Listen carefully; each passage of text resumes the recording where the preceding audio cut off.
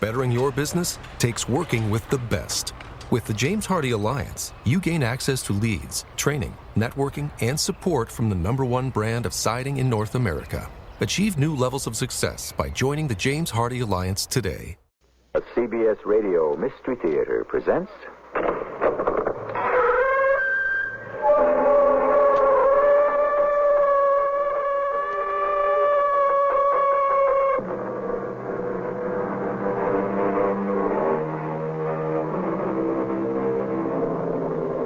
Come in. Welcome. I'm E.G. Marshall. Snuff a candle, and it goes out. Hide from the human soul all knowledge of its origins, and still some flicker of instinct will keep the knowledge alive at a level deep beyond the reach of memory. There are truths which survive in us forever, and which we may never know, unless one day, by merest chance... Robert, who was it that called you? No one. But I heard the phone ring. You answered it. I could hear your voice. There must have been someone there. No, there was no one. You were talking to a dead connection? Yes, I have to go now, dear. But where? When will you be back? I don't know.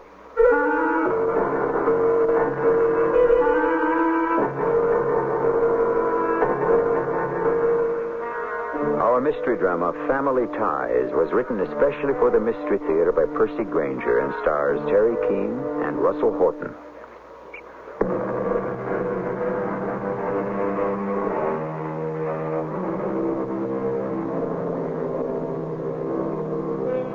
It is easy to lose perspective on our problems.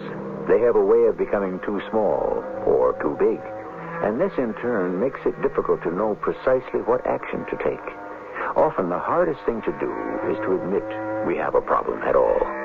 There are those who say if we can recognize a problem, we are halfway to solving it. But sometimes that isn't true. Sometimes that is only the beginning of our troubles. Mr. Warren? Lieutenant, what can I do for you? I'm sorry, Lieutenant. Yes? They sent me to see you. Who sent you? The policeman at the front desk. Well, shut the door, please. Oh, I'm sorry. Now, would you like a chair? No. Oh, yes. Yes, I will, thank you. You are in the right place, aren't you?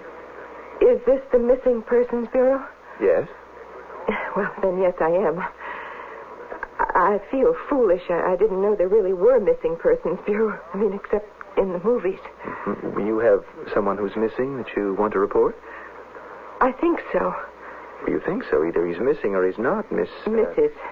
Mrs... Oh, I'm sorry. Mrs. Pendennis. Janet Pendennis. Mm-hmm. And the person you're reporting? My husband. All right. Well, I thought he was missing, but now that I'm actually here, I'm not so sure. I mean, Robert's not the type of person you think of as missing. Robert, that's his name? Yes, but... Please, Mrs. Pendennis, let's try to keep the momentum going. Description? I'm not sure I can. You can't describe your own husband? Why not? We've been married so long, it's 15 years. Well, perhaps you have a photograph. Oh, yes, right here in my purse. He's, slight... A receding hairline, dark hair, horn-rimmed glasses, an impeccable dresser. Yes. Could I see the picture? Oh, of course. Sorry. Oh, that's all right. There's nothing to be nervous about. Uh-huh. He looks like an accountant. Yes, that's what he is. Oh. Well, that answers my next question. Now, what makes you think he's missing? He hasn't been home for 2 days. Mm-hmm. And is this unusual? Well, for Robert it is. I mean, he's always home every night right after work. It's only during tax season that he occasionally has to make trips to work on clients' returns, but he always tells me where he's going, and he calls me every night. Right. And you've heard nothing? No. Now, were there any circumstances surrounding his disappearance? Oh, no. I hope not. Well, I mean anything unusual that might serve as a clue. Yes. Yes, hung up the phone and walked out. Hung up the phone? And I've got this piece of paper Now, here. whoa. Why don't you start at the beginning, Mrs. Pendennis? About 4 days ago, I began receiving phone calls. Or Robert did, because every time I answered, the party would hang up. Without speaking to you? Yes. I thought it was just a crank caller. But this happened several times. Then 2 nights ago, the phone rang again. I was busy, so Robert answered it. Did you overhear any of the conversation? No, I heard nothing. Several minutes later, I walked into the living room, and he was gone. And for 2 days now, I haven't had any communication with him whatsoever. Right. Now, you mentioned a piece of paper. Oh, yes, here. I just discovered it today. Well, this paper's blank. No. If you look carefully, you'll notice the pressure of the pen left a clear indentation.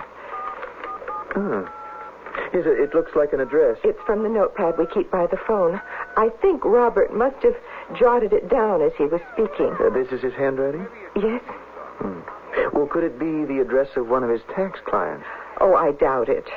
As you can see, the address isn't a very good area of the city because of Robert's family name. His clientele are all pretty fancy. Pendennis. Is he related to Jacob Pendennis, the industrialist? Yes, that was his father. I remember reading about that case. Pendennis was murdered, wasn't he? And robbed in his own home. Yes. Robert wasn't quite born at the time. He never knew his father. Well, I'll go out right away and check on this address, Mrs. Pendennis. With luck, we'll have some word on your husband in a couple of hours.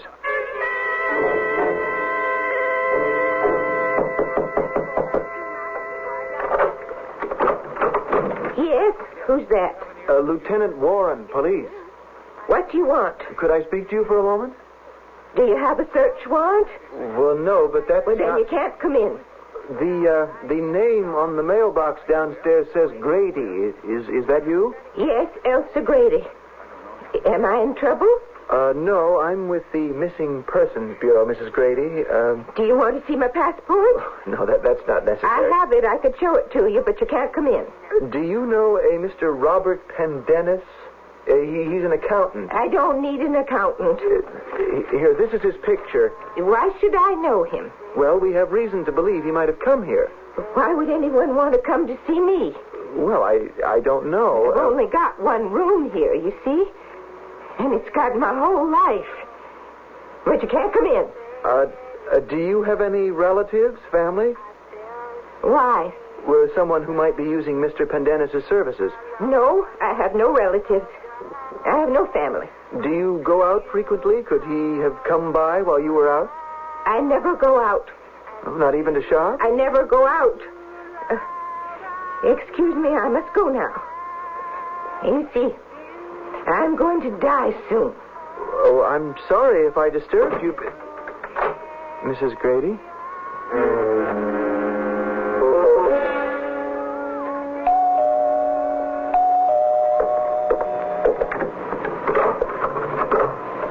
Yes? Oh, hello, Lieutenant. Come in. Did you find anything? Oh, I'm afraid not. This address is for a one-room tenement apartment in the South End. It's occupied by an elderly lady, a shut-in. A shut-in? Never goes out. Keeps the blinds down, the TV running. What business could Rob possibly have with a person like that? Her name is Elsa Grady. Does that name ring a bell? No. Well, she said she didn't know your husband, hadn't seen him. Well, I'm sorry, but I haven't any other evidence to give you. We'll do all the usual things, check the local hospitals, jails, so forth. Circulate his picture and description. Is there anything I can do? Have you got access to his client file? Yes, he keeps a duplicate set here at home. He often works at night in his study. Well, you could go through those, see if Elsa Grady's name or address appears in any of them. And we'll keep in touch. And, of course, call me immediately if you hear anything. But even if there were some connection to one of his clients, why would Rob just disappear like this? I mean, without a word. He must know I'm worried. Why hasn't he called? I know something's happened to him, Lieutenant. I know it.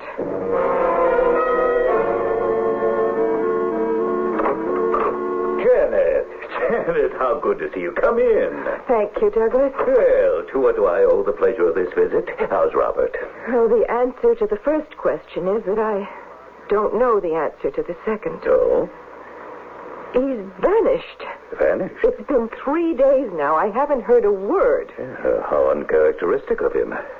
You didn't have a fight, did you? No. I've already been to the police. Yeah, the family's never liked publicity, Janet. You should have come straight to me. I've been the Pendennis family lawyer for 40 years. Well, that's why I'm here now. The police are no help at all. I want to hire a private investigator. Can you tell me what happened? Rob got a phone call and then just disappeared.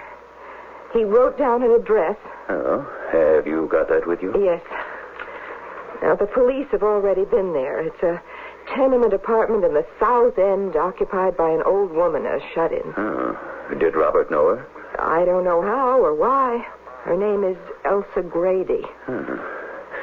What could a private investigator do? We'll see if that woman was in some way connected to one of Rob's tax clients. That could open a real can of worms. I've looked through the files myself. I didn't see anything. But someone who's trained, maybe... Well, Rob has a large clientele, Janet.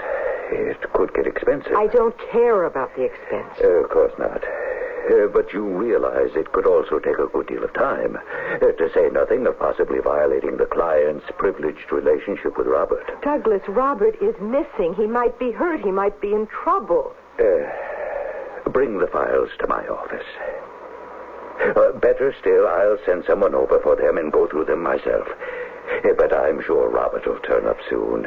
He's not an inconsiderate person. I have an idea. Why don't we go to this address ourselves? What's the use? Well, perhaps the police frightened the old woman.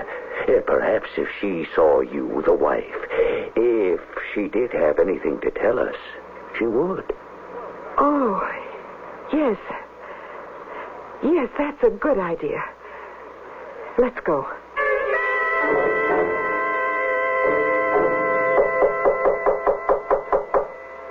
Mrs. Grady?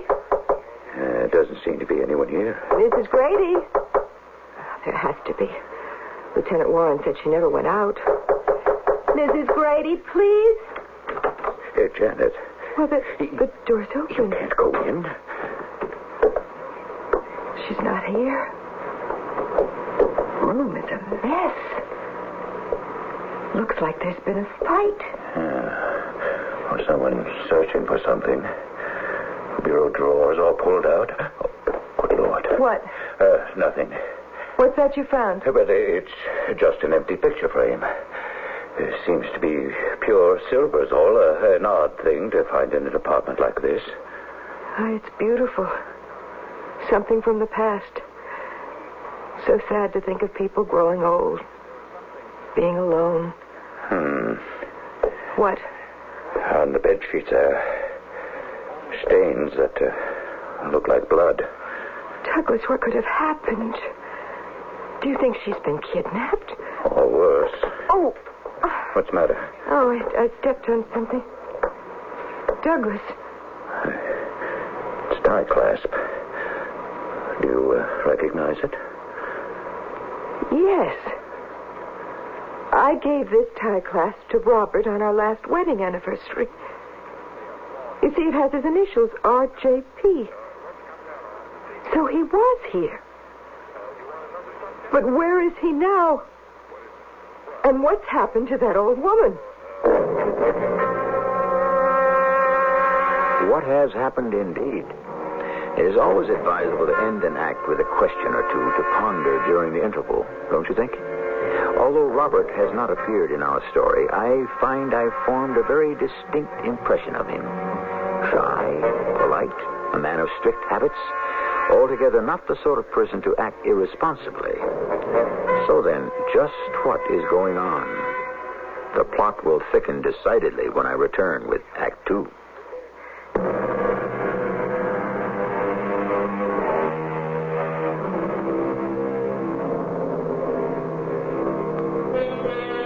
Successful marriages are based on many things. Compromise, consideration, caring, There is no reason, thus far at any rate, to think Janet and Robert's marriage was not successful. But then, what was it that lured Robert away from his home late one night, leaving his wife frantic and distraught? Let us return to our story, for it has been said that there is an explanation for everything under the sun. Robert didn't do anything to that old woman. I'll bet he wasn't even here. Someone planted this pin. Well, that's possible. Of course, Robert has been kidnapped, and someone's planning to blackmail him. No, Janet, you're being exotic. Am I? There's a great deal of money still in the Pendennis family, isn't there? I'm going to call the police. Well, of course, you're right, Janet. The police have to be told about this. Come, I'll take you home and then take care of calling Lieutenant Warren. If that's all right with you. What? That I'll call the police. Oh, yes, of course. Thank you, Douglas. Oh, it's such a relief at a time like this to have someone I can trust.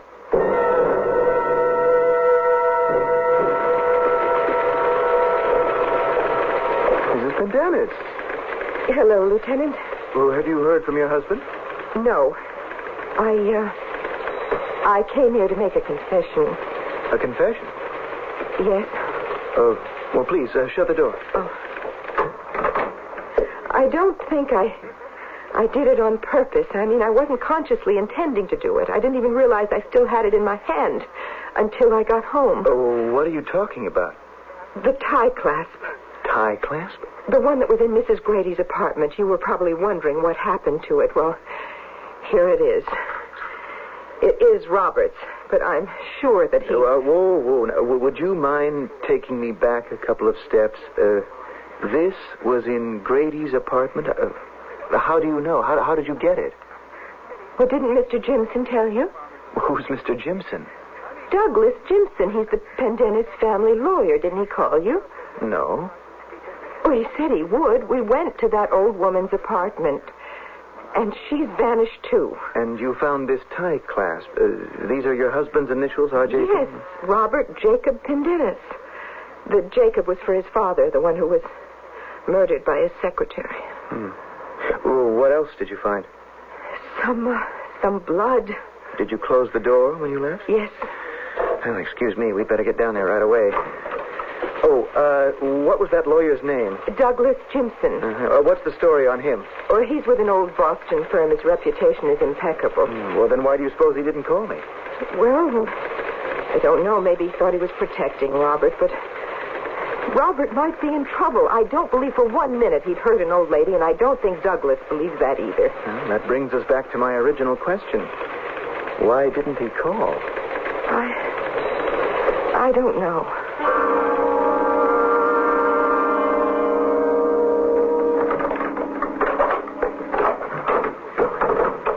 Robert.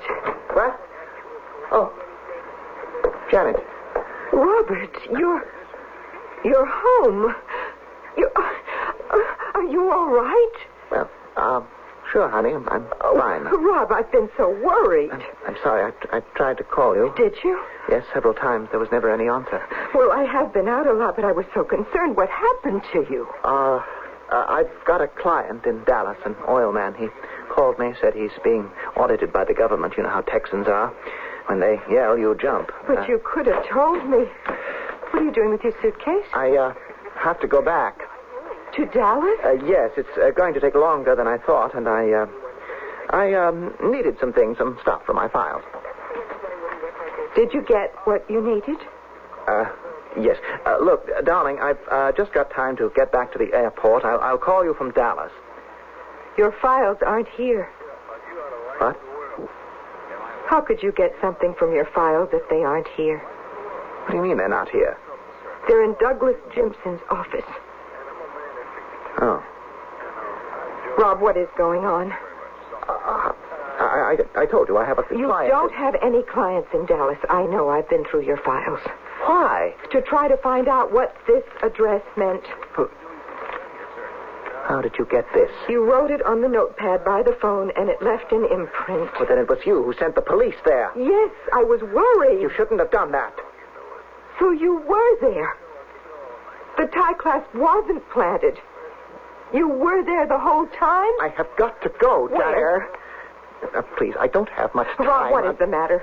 What is going on? I can explain everything, but not now. There isn't time. I shouldn't have come home at all. Are you in trouble? No, I'm okay, really. That you have got to promise me that you will stay away from the police. Don't go to them anymore. Why? I am your husband. The police mustn't be brought into this. Is someone after you? No, please, listen to me. Did you say you told Douglas about this? He seemed the logical person to turn to. When you went to that apartment, did he go with you? Yes. And you went in? You looked around? Yes. How did he react? What do you mean? Did he say anything? No. You're sure? He told me he would take care of calling the police, but he never did. Ah. That's it. You mustn't see him again. Why not? It's not safe. Rob, he's like part of the family. I have got to go now. Will you trust me? I don't understand. Are you all right? Yes, it's just something that's come up that I have to do. How long? A few days at the most, and I'll be back, I promise. And then you can tell me what's going on? Yes. If what I think is going to happen does, I can tell you everything.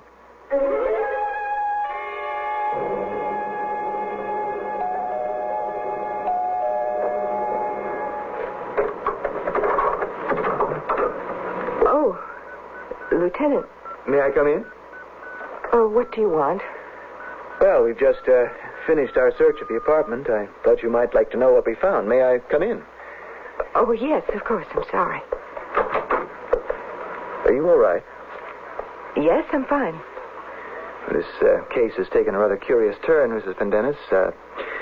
I'm going to have to ask you some questions about your husband's family. I'll try to be of what help I can. Did you find out what happened to that woman? Not yet, but we found out who she is. Her name is Elsa Grady? No, it isn't. Her name is Shelley Malone. Shelley Malone?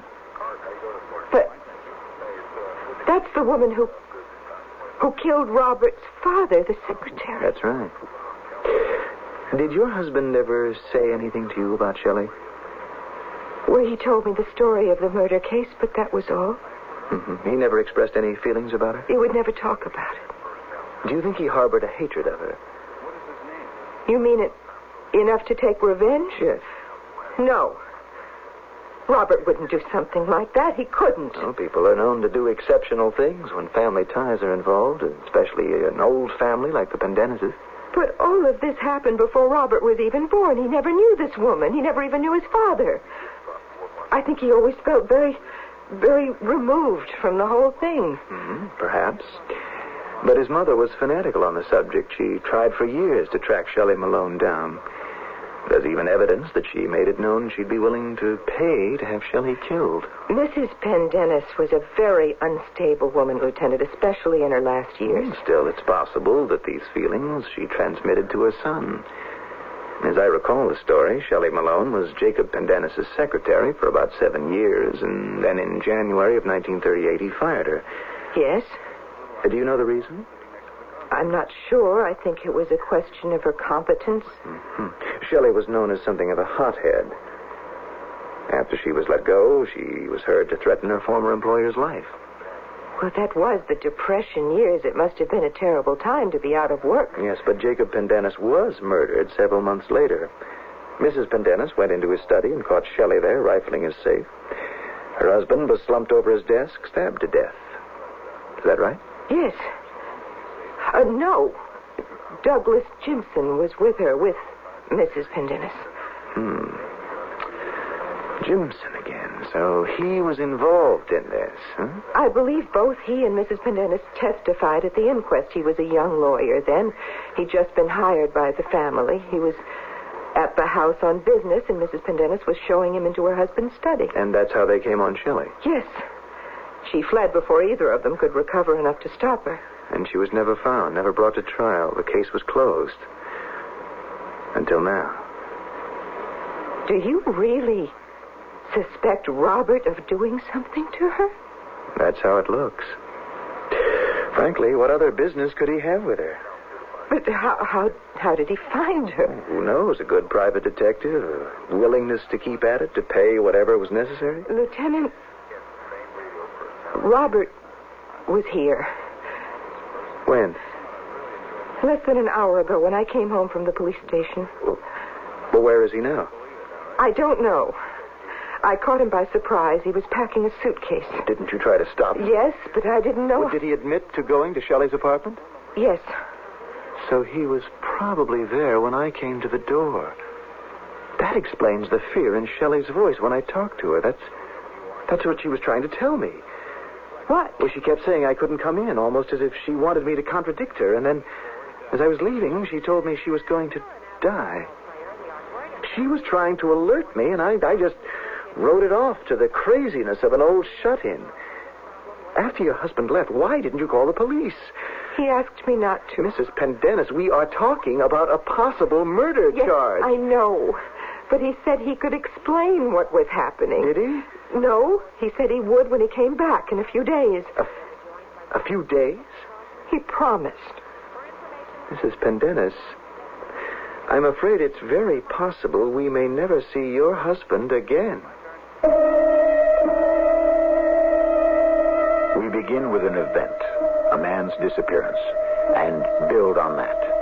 Complications are added that change the direction of the story. Characters who seemed bad turn out to be good, or vice versa. Gradually, for the persons at the center of the drama and the audience, the world begins to take on the aspect of a gigantic illusion. Where does the truth lie? And when is a lie the truth?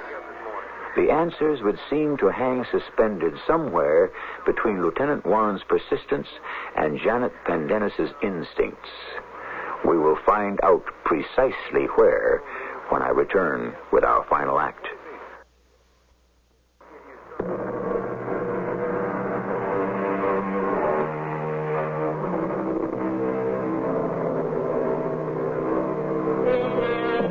It takes 9 months to create a man, said Pascal, and a lifetime to know him. And sometimes, we might add, not even then. For before whom do we really stand revealed? Janet Pendennis might have wished for a bit more revelation from her husband before his second disappearance, for now she finds herself the wife of a suspected murderer. You're accusing Robert of killing that old woman? I'll have to ask that a warrant be issued for his arrest. And I'd appreciate it if you do me a favor. Don't call Douglas Jimson. Why not? I'm going over to see him now. Now that we know who the old woman is, I'm more curious than ever why he didn't call the police. Anyone else still living who worked for Jacob Pendennis? Well, his business manager was a man named Gilbert Klieg. I believe Douglas mentioned recently that he's living north of here in Gloucesterville. Well, thank you. I know this isn't easy, and I appreciate your cooperation. If it's any consolation, homicide will be coming onto the case now. If nothing else, that increases our chances of finding your husband.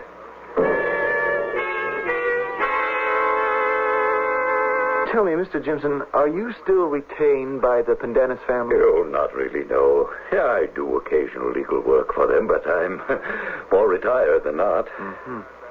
Sir, you were a witness to Jacob Pendennis's murder, weren't you? Jacob? Yes. Oh, not to the actual murder itself, no. Mrs. Pendennis and I came upon the scene minutes too late to prevent it, but what does all that have to do with Robert? Well, I'm just trying to figure this out. That murder received a lot of press. Jacob Pendennis was a distinguished man. It's an old Boston family. The police were obliged to do their best to find the woman who was accused of... what was her name? Malone, I believe. Shelley Malone? Yes. Yes, the biggest manhunt in Boston's history couldn't locate her, and yet now, nearly 40 years later, she suddenly surfaces. And right here in Boston. Really? You mean she's still alive? How, Mr. Jimson? Who found her? I don't know. Was it you? I'm afraid I don't really know what you're getting at, Lieutenant. You went to her apartment with Janet Pendennis. Yes. And? She wasn't there. Neither was Robert. You told Mrs. Pendennis not to call the police, that you'd take care of doing it. I see. And you want to know why I didn't call? My first responsibility is to my clients, Lieutenant, to protect them. Sir, 2 minutes ago you told me the Pendennises were no longer your clients. Well, Lieutenant, are you trying to implicate me in all this? You knew it was Shelley Malone's apartment. Yes, but not before I went there. I had no idea that she was still living. How did you find out it was her apartment? By a silver picture frame on the bureau. I remember Jacob had given it to her that Christmas. What about the phone calls? What phone calls? The ones Janet answered when the other party hung up. The one Robert answered just before he vanished. I know nothing about them, Lieutenant, I assure you. Your assurances aren't worth a great deal to me, Mr. Jimson. As far as I'm concerned, you're an accomplice in this whole business. A suspected accomplice. And anyway, what business? Shelley Malone's abduction and possible death. Are you really that keen on revenge after all these years? No. How much money did she steal? I just remember the exact amount, a few $1,000s perhaps. Hardly enough to warrant the kind of fanatical activity you're trying to lay at my doorstep. We need to talk to anyone else who might still be alive, who was part of the Pendennis household at that time. Well, I'm afraid you're out of luck there. Everyone's gone, except me. Well, what about Gilbert Klieg? According to Janet, he's living in Gloucesterville. Oh, really? I didn't know. Oh, that's interesting, Mr. Jimson. Since you're the one who told her. Lieutenant, you spoke to Shelley Malone, didn't you, when you went to her apartment the first time? Yes. What was your impression of her? Why? Well, she was addled, you know. Always. Jacob treated her with every kindness, but she was prone to bizarre fantasies. It finally forced Jacob to let her go. Are you telling me she was crazy? Well, I hate to use labels. And you have a particular fantasy in mind you want to tell me about? No. I see. Just planting the seed for later, then, is that it? In case she has something she wants to tell us? Good day, Mr. Jimson.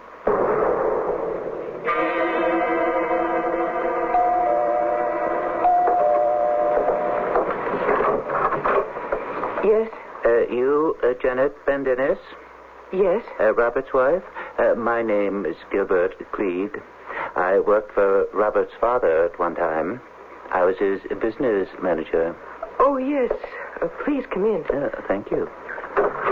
I hope I'm not disturbing you. Oh, no. I'm very glad. Please forgive the house. Forgive my appearance. Oh, I understand. I've heard about Robert's disappearance. I gather the police suspect Robert of possibly hurting Miss Malone. So I thought it might be important to come to see you. Yes? You see, I always had my doubts whether it really was Shelley who killed Jacob. Why? Well, shortly after she was dismissed, I was going over the accounts, and I came up $8,500 short. I pointed this out to Jacob. He was very meticulous about money. He had to be in those times. But this didn't bother him. Told me to just credit it to his miscellaneous account. That's a fair amount of money. Yeah. And after his death, when Shelley was accused of robbing him as well, the amount in question was just that. $8,500. It sounds like Jacob gave her the money. Yeah. Well, why didn't you mention this at the time? Well, I wanted to check through the books again. And before I could, I was let go. By Mrs. Pendennis? Yeah.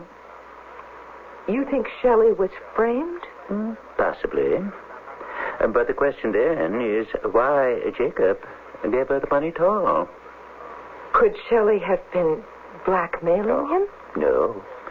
Shelley wasn't that kind of person. For all her wildness, she wasn't a criminal. Yet she was accused of murder. Yeah. By Mrs. Pendennis and Douglas Jimson. Tell me, Janet, how did Robert find Shelley? I don't know. There was a phone call, a number of phone calls, but when I answered, the person hung up. I see. I think it was Shelley herself made those calls. Shelley? Why? I have an idea where they might be. It's a long shot, but if you're up to a drive, we could go there together. Oh, Mr. Cleek, I'm so nervous and worried I'll go anywhere. The place I have in mind is Dennis Wood, up the Maine coast. The old Pendennis summer estate? Mm-hmm. It's secluded, private. Robert, when he left, he took a heavy topcoat and gloves. It would be getting cold up there this time of year. But then you don't think Shelley's dead? No, I got a different idea. But we can talk on the way up. We can take my car. Just give me a minute to run upstairs and throw some things in a travel bag. I'm ready, Mr. Cleek. I'm sorry I kept you That's perfectly all right, Janet. Douglas. It gave me a chance to catch up with you. Has Robert contacted you yet? No? Are you telling me the truth? You know nothing? Where's Mr. Cleek? Well, you can see he's gone. What have you done to him? I told him Robert had been found, that I was here to take you down to police headquarters. You've done something terrible, haven't you? Why didn't you call the police? You don't want them to find Rob. You want him to kill Shelley because she knows the truth. That's right. She knows the truth. She didn't kill Jacob, did she? No. What have you done? What are you trying to cover up? Cleek thinks Robert might be at Dennis Wood. That's as good a gamble as any. You're going up there? Yes. With you. No. I have a gun with me, Janet. And it is quite imperative that I get to Robert before the police do.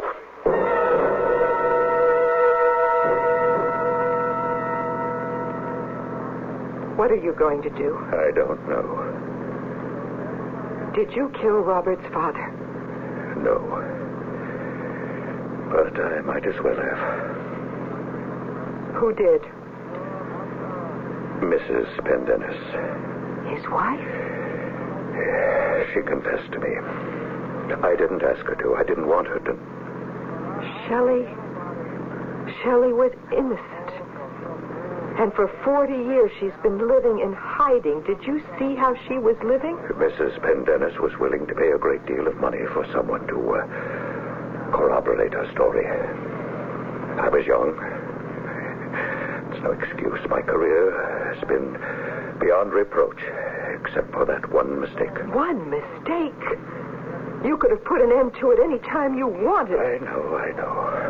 But out of sight, out of mind. Oh, that's terrible, I realize, but that's how it is. I figured Shelley had got off somewhere, made a fresh start, a decent life for herself. I never dreamed that she was still in Boston. But why? Why did Mrs. Pendennis kill her husband? I can't tell you that. Not yet. What are you going to do? I don't know. Will you stop asking me that? Kill Robert? Kill me? I have a gun. I can't use it. I don't know how. I don't know what I'm going to do.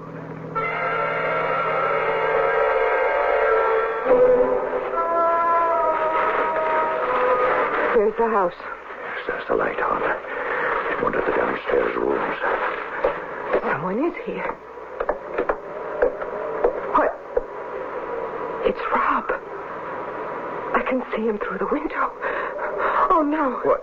Shelley is with him. She's lying on the sofa. He's about to smother her. Robert! John! Don't stop! Janet! Oh, Robert, what have you done? Please, don't yell. Is she dead? Yes, she just passed away. Oh, it looked like you were trying to smother her. I was pulling the sheet up to cover her face. Oh, Rob, what's the matter? You're crying. That's because Shelley Malone was his mother. What? That's right. She and Jacob had an affair, and she was dismissed because she was pregnant. Jacob thought by giving her a large sum of money it would discharge his obligation. But after Robert was born, she came back to see him. She hoped that by showing him his son, she might persuade him to leave his wife. Instead, Mrs. Pendennis discovered them, and when she learned the truth, she stabbed Jacob. Shelley fled, and Robert was left behind. Under the pretext of grieving for Jacob's death, Mrs. Pendennis went into seclusion for a number of months, and when she emerged, Robert was her child, and her place in the lucrative bosom of the Pendennis family was insured. And Robert never knew? No. No, I was given the job of destroying the real birth records and seeing that new ones were forged. Oh, Robert, are you all right? She wouldn't even let me take her to a hospital. She was coughing up blood. We both knew she was dying, but she was still afraid she might be arrested. Then it was Shelley who called you. Did you realize I knew who it was? I suspected the whole truth the minute I heard her voice. Even before she told me. I seen her face before, you know. She watched me grow up. She followed me. Even though every time she went out, she was terrified she might be caught. And no one would believe her.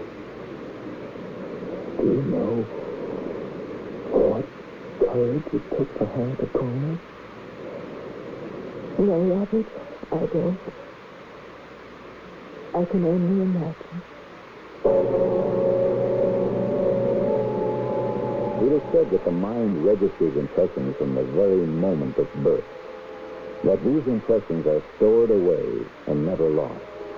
And that under extraordinary circumstances they may be retrieved. All his life, Robert had carried within him the knowledge of his true origins, but only at the last possible moment had this truth revealed itself. I'll return with a final word in a few moments.